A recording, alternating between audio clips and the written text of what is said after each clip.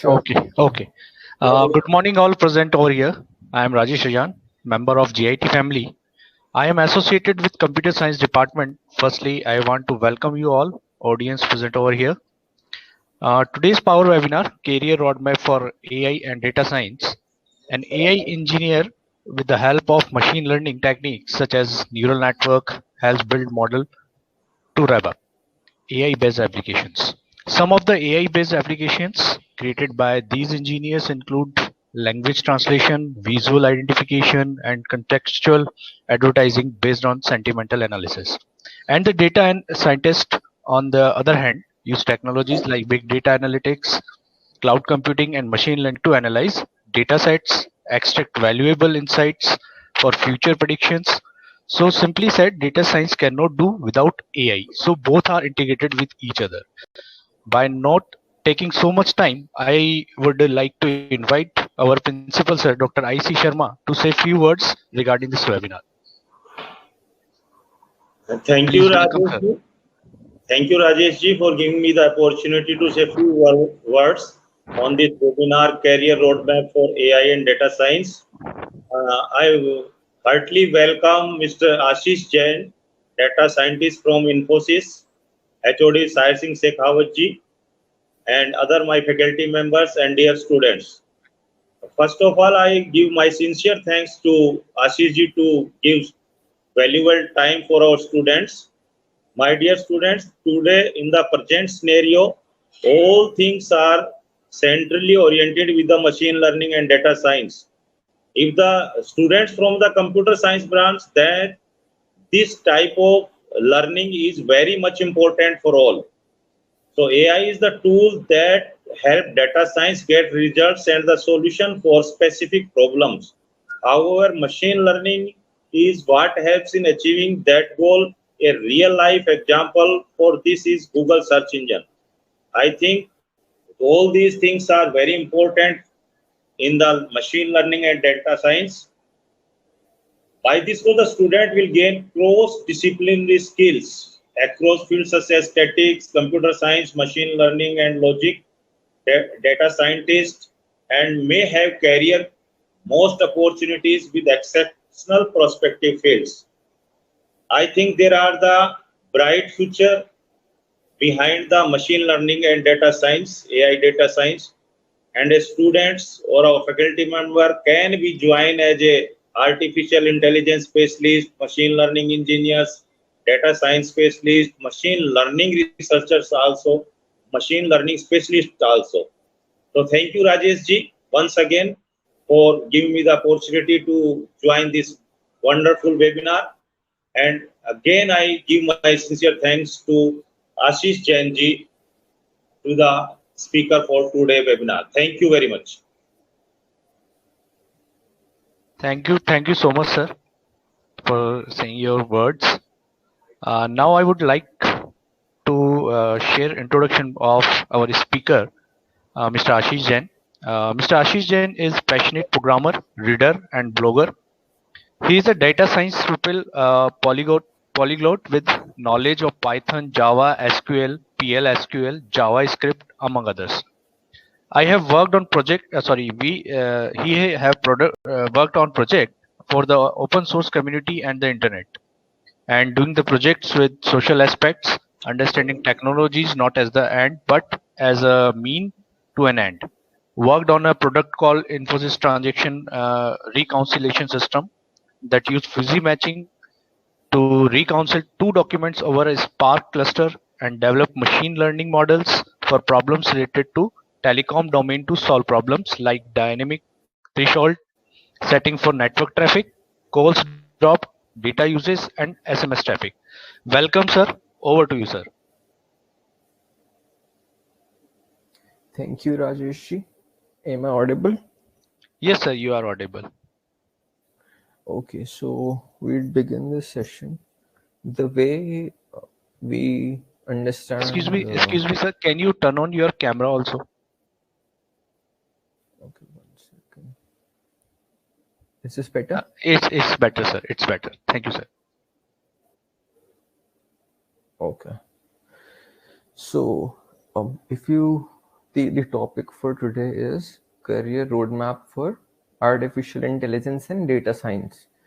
Now, these are interrelated fields. When we go from the academic aspect, we have to uh, tell the students about the programming which they come across in high school or during the college.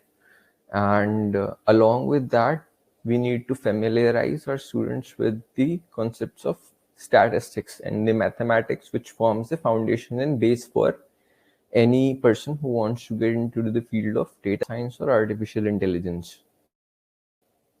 And as the students grow into the field, as become more enter the field professionally, they would accustom themselves with the business aspects of their respective companies, what they are engaged in. Like at Tesla, they are doing research with the autonomous driving. At Google, they are doing research with how they can advertise on their various platforms such as Android or web interface of alongside the web results of Google search.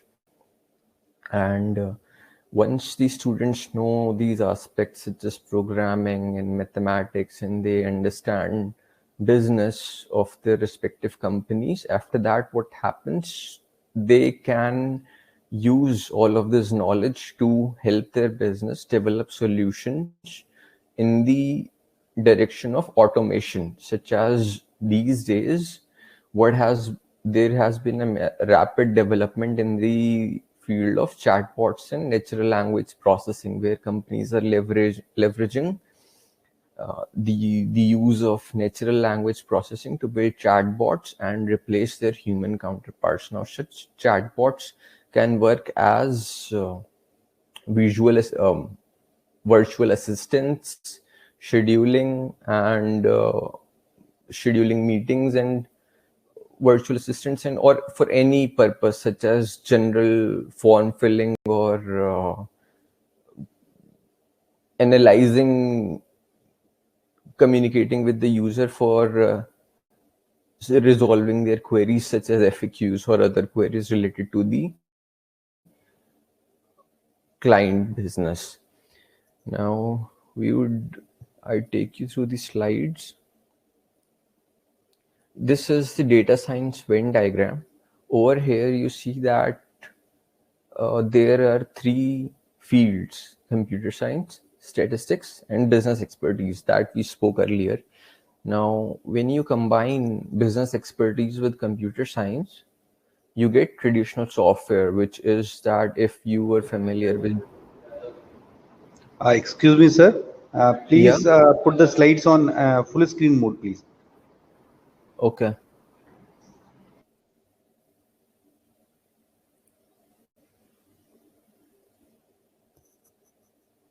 Is it better? Yeah, thank you, sir. Okay.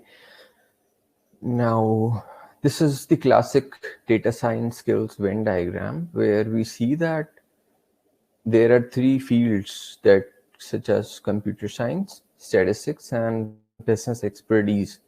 Now, when we combine the knowledge of business expertise with computer science, as a computer science graduate, a student come across the concepts such as operating systems, database management, algorithms, object-oriented software engineering, and software architecture. So all of these concepts, when they put their knowledge to use for a business, they in turn produce software, and this is the field of traditional software development.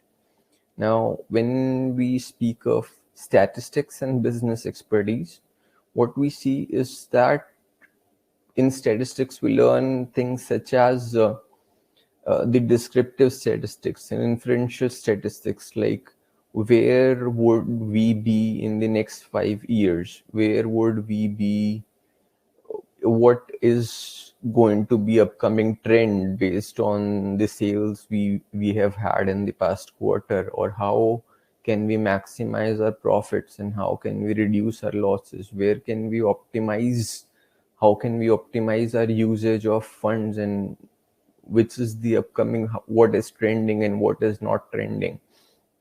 So statistics, when answers such questions for a business, this is what we call traditional research. Now, machine learning comes into picture when statistics plays around is being played around by the computer science graduates. For example, when you were learning, suppose you learn linear regression, that you have got some data points X and Y, and you want to predict something, where it could be a problem as simple as you have to predict the weight of the person, given that you know his or her height, or you want to predict the t-shirt size for a person if you know his height. And these two problems are very simple problems, where you would get some data points and you would draw a line across them to predict, like, if I have a height says 5.5 feet, then what might be his t-shirt size, what weight he might have. And then this model is a very simple model of linear regression, which you would study in statistics. Now, when we do this linear regression on a computer, we would have to use tools such as Python, R, or Excel, and these statistics forms the basis, and your ability to write programs and understand algorithms becomes part of your becomes a combined field, gives rise to a new field called machine learning. Now, when you combine traditional software and machine learning and traditional research, you get data science. Now, what is the difference? What additional changes come into picture when we make these three come together: machine learning, traditional software, and traditional research? Is that you're using your knowledge of machine learning to build software solutions based on your research around the business to give rise to a product. And that product is an AI/ML product. That product is a data science product, which is mostly leveraging the key concepts such as automation and lesser of human computer interaction, lesser use of human interaction, and it maximizes your profits. Now, the next slide is sort of talks about what we just discussed. Machine learning is equal to statistics plus computer science, and it roughly means that machine learning is doing, by machine learning we mean doing statistics on a computer. And it is not entirely wrong, as there are a lot of machine learning models that have come directly from statistics field, such as linear regression, decision trees, and naive based classification model. More than that, the first step in doing machine learning on a data set involves doing exploratory data analysis on the data. And this is roughly equal to doing descriptive and inferential statistics on the data. Now, descriptive, I'd talk a little bit more on the terms that I have written over here, just to give you a bit of an idea. Linear regression we have explained. Now, decision trees is that you get a lot of data, and what you want to do with that data should be sort of values that you can divide, and not exactly categorical. And once you have that data, what you have to do is give a prediction. Now, linear regression is a regression, and with decision trees you kind of get values. So output of decision trees is a classification, is a value that has got limited, that is a set, and you have to predict values such as true or false, yes or no, blue or white, and that kind of values. And the model that works behind this classification of true or false is that you have let's take a simple example of whether or not you are going to play tennis today in the evening. Now, you would say, is it very simple example of just one node, that, or maybe two nodes, that did it, is it hot today? Now, if you ask the question, is it hot today, that forms one node of a decision tree. and on the right you can say yes, on the left you can say no. Now if it is hot today, then you check, are we was the day tiring, and if the day was tiring, yes, then you wouldn't go to play. And if it was hot today, yes, and but you are not tired, so you might go to play. And if it was not hot today, then you might still go out whether or not you are fatigued or not fatigued, because you would want to relax and spend time outside in the evening. Now this can be done via decision trees. Knife based classification model is based around the concept of Bayes theorem, and it plays around with probabilities, that such as what is the probability that a doctor said you have tested positive for a disease, and what is now you want to find out what is the probability whether you are actually sick or you are healthy. So this kind of problem can be solved using naive based classification model, and it's completely statistics. But if you put all of this on a computer and run some code to give you the answer which to your question, that becomes sort of machine learning model for your problem, where you're feeding data and getting the answer to your query.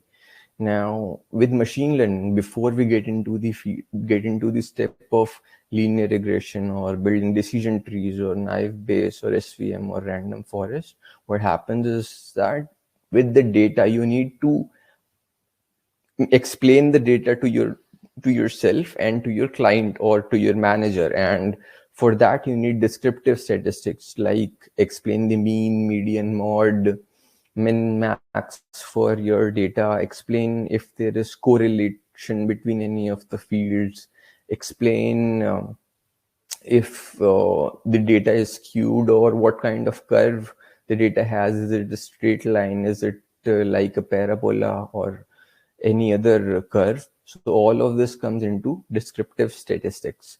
And when we come to inferential statistics, it involves interpretations such as if our data is random, if our data is going to give us the results that we need, can we and even answer our question with the data that we have?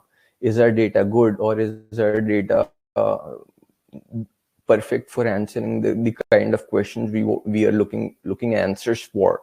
And this comes under the field of inferential statistics. Now, moving on to the next slide. The next two equations we could write for intersections of fields are traditional software is equal to computer science plus business expertise. This roughly means that you're doing the business via a computer. So that is traditional software. What it could mean is that you might have heard of Google Maps now. Now, before Google Maps, you might have or may not have heard of Zip2. Zip2 was a software online company that was built, or a website built by Elon Musk, where he simply it was an old version, or you can call it an old version of Google Maps, where you would be able to find out where a pin code is and use that information to make a delivery or direct a person, give some other person some kind of directions based on this. Now, before that, every person might have had daily postman service and maps in there for navigation in the cars. But when you are doing this, automating this thing for via a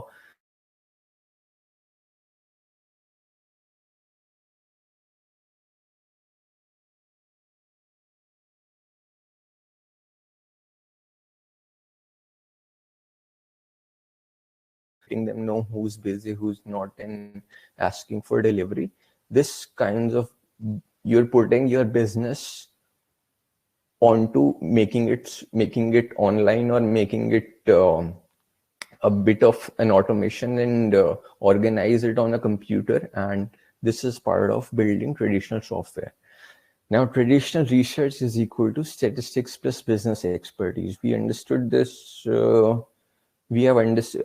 I gave you a bit of an introduction of how statistics was coming into picture with machine learning. Now, with traditional research, it's kind of MBA. What MBAs do, where they figure out kind of questions like of maximizing or minimizing some kind of optimization problems that they solve for their business, where human resource department might think what kind of uh, appraisal they can do in the coming year for their employees, and operations department, inventory department might use statistics to think like what kind of items are being pushed out of the inventory faster, and what they need, what kind of purchases they need to make in the coming quarter, and what kind of proposal they need to present to the CEO or the business head. Now, all of this, when you're putting statistics into use for business expertise, this becomes the field of traditional research. This roughly means that you are using statistics to understand, explain, and grow your business. And the last one, data science is equal to machine learning plus traditional research plus traditional software. Now, when you're using pen and paper to doing the software, to doing the research, and you're simply using uh, like sequential computer programming languages where there are sequences and you're simply doing building a program that does one and only one task. But when you also bring machine learning into the picture, such that you are using research and software development to help build machine learning models and explain and make all of these facilities available to business, this becomes the field of data science. Now, next slide is this Venn diagram for artificial intelligence. Now, when we talk of artificial intelligence, it is a vast field in itself, and it is basically has taken its roots from a couple of sources such as computer science, algorithms, mathematics, biology, economics, philosophy, and computational linguistics. Now, when I'm throwing all of these terms, that also explain a little bit. Computer science is that it is through a computer that you're going to build a program. You cannot build a program on any other thing apart from a computer. And once you have this machine to write program on, you can enable a machine to do uh, these activities such as sense, reason, act, or adapt. And moving on to the next thing is your mathematics. Now, you have mathematics to support, to give you ideas kind of how to answer questions such as optimization problems, where you have to differentiate one or the other variable based on one of the other x or y, and figure out what is the maximum, where it is at what x the function is getting maximized or minimized, and gradient descent. All of these concepts come from mathematics. Now, next, if we pick up, let's say, computational linguistics, which is essentially knowledge of the language and knowledge of a human natural language, and what are the statistics we can use to explain that language. Now, all of that, when is put into use for the field of artificial intelligence, it becomes natural language processing. Computational linguistics which has been put out of use for that is meant similar to your natural language processing. Now, philosophy is important because it was Aristotle, and they gave the concepts such as what is ethical, what is not ethical, right and wrong, and uh, so artificial intelligence is a very wide field that was developed by AI, developed by researchers such as Alan Turing and others in the era from 1950s to 2000s, and today it has everyone is adopting it, every business is adopting it, and when they when they put artificial intelligence into use, basically they're not leveraging everything that artificial intelligence has to offer, but some kind of machine learning and some kind of deep learning. Now, when we say machine learning, this is that you have, of algorithms whose performance will improve as they're exposed to more data over time. Now, there is a researcher, Tom Mitchell, who is a professor of machine learning, and he also wrote a very famous book for machine learning.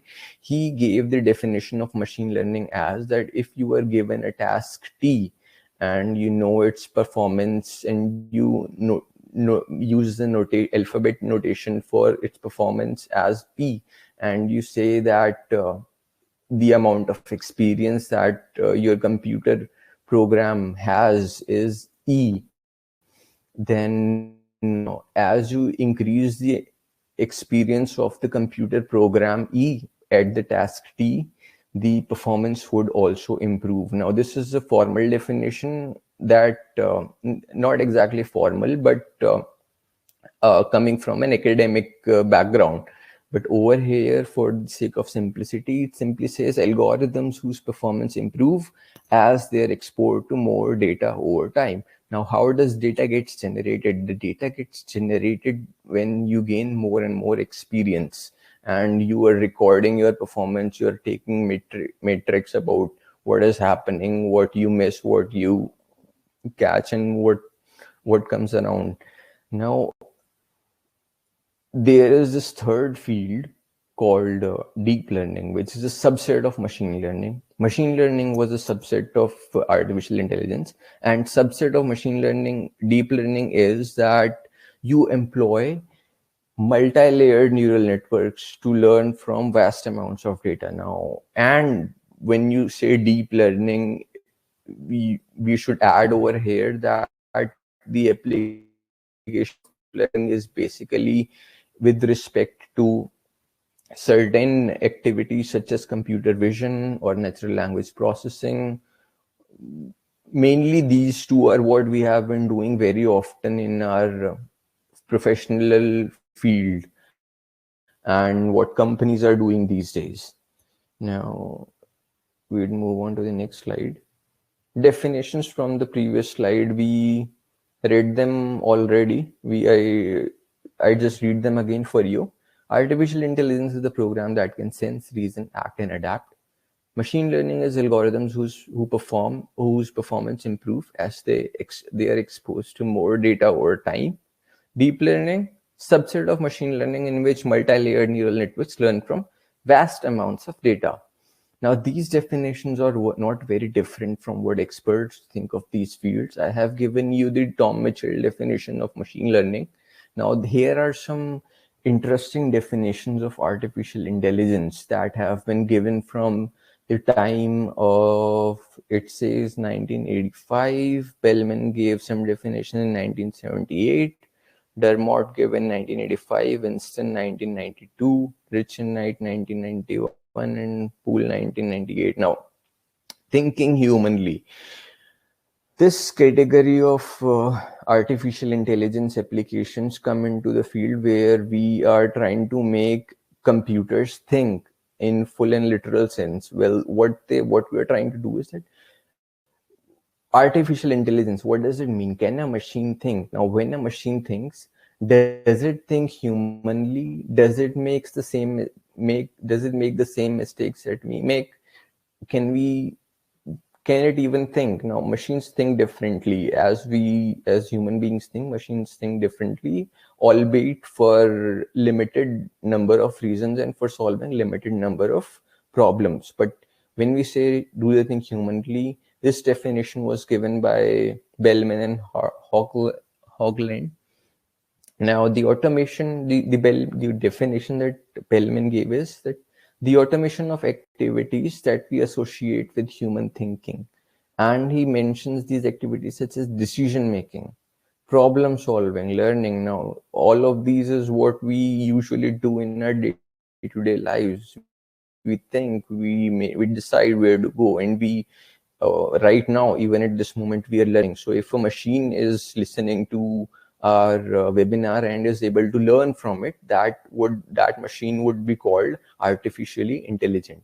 Now, thinking rationally, the study of faculties to the use of computational models. Now, it is basically that you are very logical in what not you, the machine is very logical in how it thinks. It does computations. It works around with symbols and logic and uh, logic and sets, and all of those mathematical notations come into picture. And it is the use of study of computations that make it possible for it to perceive, reason, or act. This is thinking rationally. This is the second direction in which the definition of artificial intelligence goes. Now, the third is acting humanly. Now, acting humanly is that the art of creating machines that perform functions that require intelligence when performed by people. What kind of activities might the Kurzweil thinking when he gave this definition? All of these are what our senses do, right? We see, we are able to see, we are able to hear. Now we are able to communicate with our peers, friends in the society through language. Now, when a computer is able to do that, when a computer is able to talk, and it is able to sense that we have entered a room or we have left the room, and it is responding towards gestures of hi and hello while we don't even say anything, that means it is able to, yeah, it has the ability of sort of that we can roughly equate with computer vision. And a computer who can do all of these things has the ability to view, has a notion of vision in its system, and it can understand our language and also converse with us. It is like acting humanly. Now, fourth direction in which AI researchers have progressed is trying to make a machine act rationally. Now, this is where computational intelligence comes into picture, that you are building and designing systems that are trying to give you not the best solution, but sort of an optimized version. Such as if you are hungry and you wrote a program that finds the restaurant. Now, if you want to find a restaurant and you have given it that find me the best restaurant, now it goes on to taking half an hour, 1 hour to find you a 5-star restaurant near you. That won't solve your problem, because half an hour waiting, 1 hour is not a good idea when you are hungry and you want food something like immediately. So you might say, okay, don't find me the best restaurant, 5-star restaurant, just some decent place where I can go and eat. Now, this is thinking rationally. If a machine is able to do this by itself, that it knows that it does not need to give always the best solution, but some kind of heuristic might also work, where it gives you a solution that it can present you like a list. Like, if you're looking for a place nearby, go here, like McDonald's. And if you're looking for a very good place, here's a hotel 10 kilometers from your place.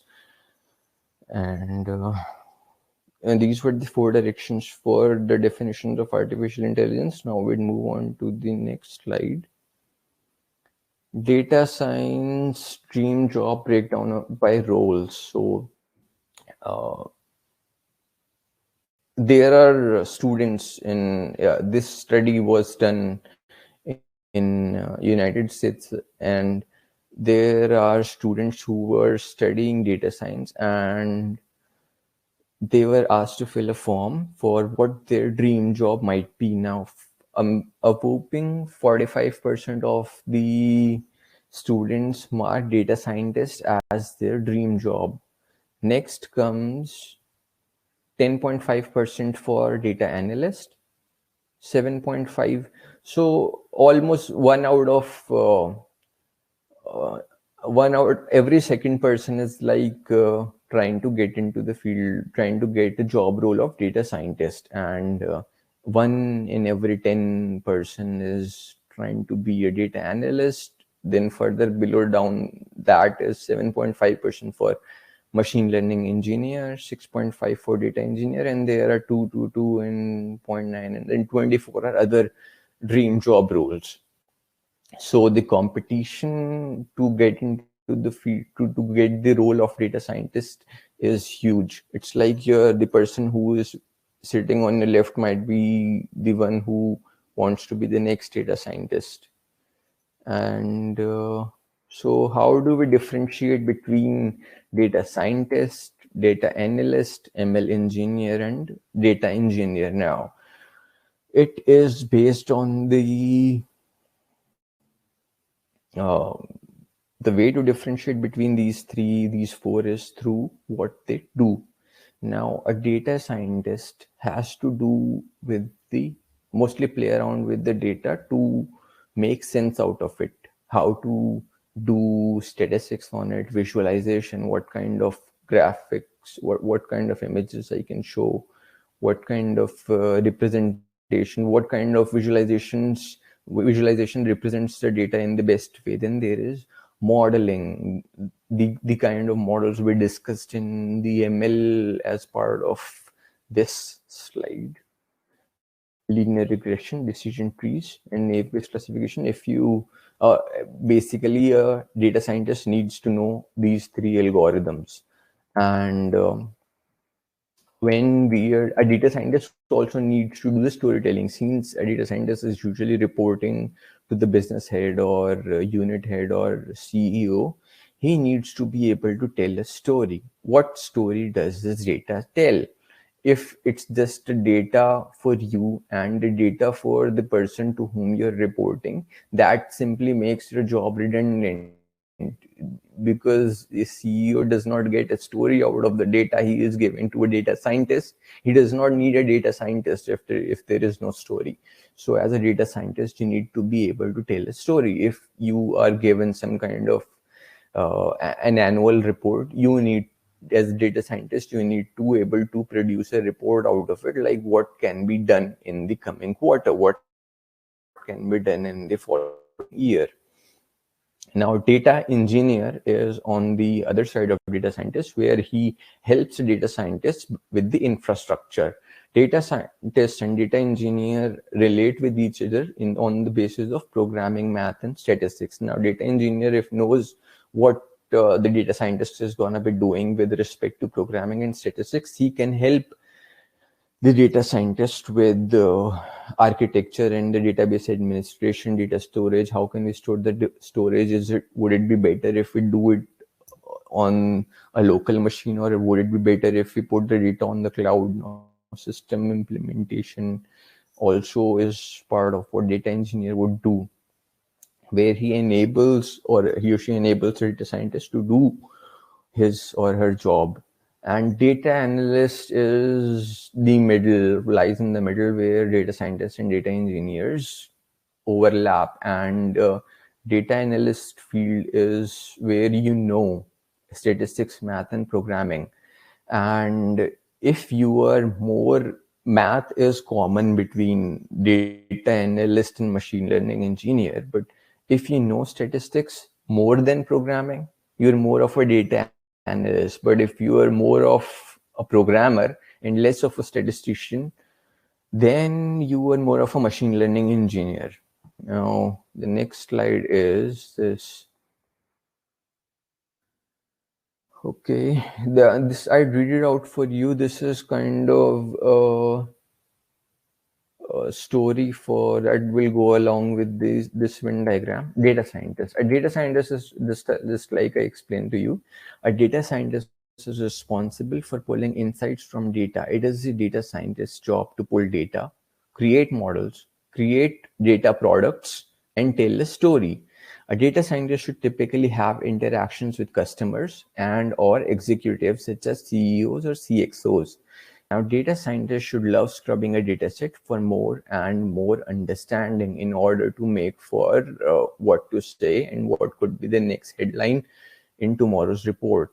The main goal of data scientists is to produce data products and tell stories of the data. A data scientist would typically have stronger statistics and presentation skills than a data engineer. Data engineer, on the other side, is more focused on systems that store and retrieve data. If you are aware of technologies such as Spark and Hadoop, they are basically the areas where a data engineer works. He works on how to store that data, how to retrieve that data. A data engineer will be responsible for building and deploying storage system, which could be HDFS, which could be RDBMS, which is Oracle or MySQL, or could be a NoSQL database, which is a MongoDB that can adequately handle the needs. Sometimes the needs are fast real-time incoming data streams. In this statement, when it's a fast real-time incoming data stream, over here you could leverage something on the sorts of Kafka. And other times the needs are massive amounts of large video files. I'm not sure where to put them, but still other times the needs are many reads of the data. In other words, a data engineer needs to build systems that can handle the 4 V's of big data. That is volume. Volume, we do not mean 1 TB or 2 TB. We mean thousands of terabytes of data you have, and you have velocity. You are every second, some tweet is coming, some Facebook post is coming, some video is being pushed to YouTube, some kind of code is checked into the GitHub, and variety. We are talking of not only one data type, we are talking of videos, texts, and code, and images, and news reports, and data from weather reports, and veracity. Now, how much of this data is correct? How much of this data is useful for our business? If it's just random zeros and ones or some kind of joke and some kind of spam, then that kind of textual data has to be filtered out. The main goal of data engineer is to make sure the data is properly stored and available to the data scientist and others that need access. A data engineer would typically have stronger software engineering and programming skills than a data scientist. All right, folks. This was mostly what I had to say as part of this session. Now I'd like to open the floor for I'd like to have queries if any person is having one.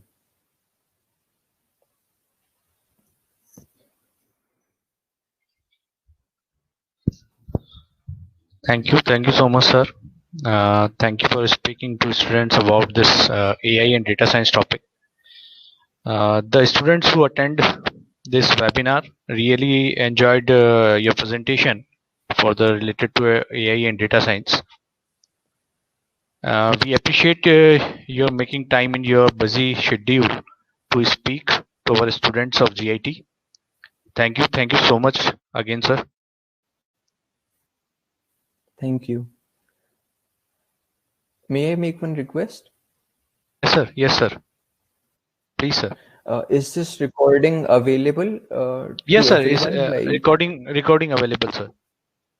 I will share would you. you be able to share? Okay. I will share you. Thank you. Thank you so much, sir. Any queries? All right. Thank you. Shall we close? Yes, sir. Please.